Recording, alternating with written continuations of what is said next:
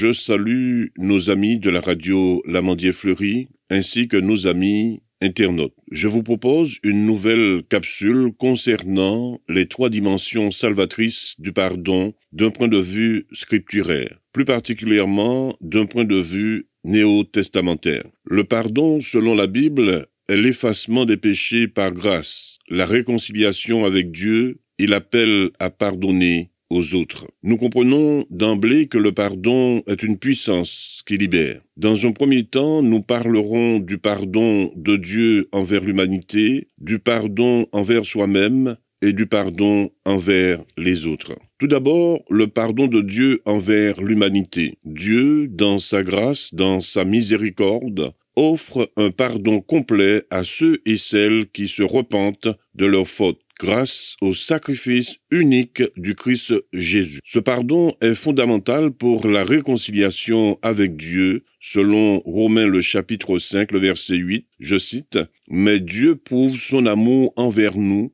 en ce que, lorsque nous étions encore des pécheurs, Christ est mort pour nous. » Ensuite, le pardon envers soi-même. Le pardon de Dieu implique aussi une réconciliation avec soi-même, un lâcher-prise des sentiments de culpabilité. Selon Romains le chapitre 8, le verset 1, je cite, « Il n'y a donc maintenant aucune condamnation pour ceux qui sont en Christ Jésus. » Enfin, le pardon envers les autres. Les croyants sont appelés à pardonner ceux qui les ont offensés suivant l'exemple de Dieu.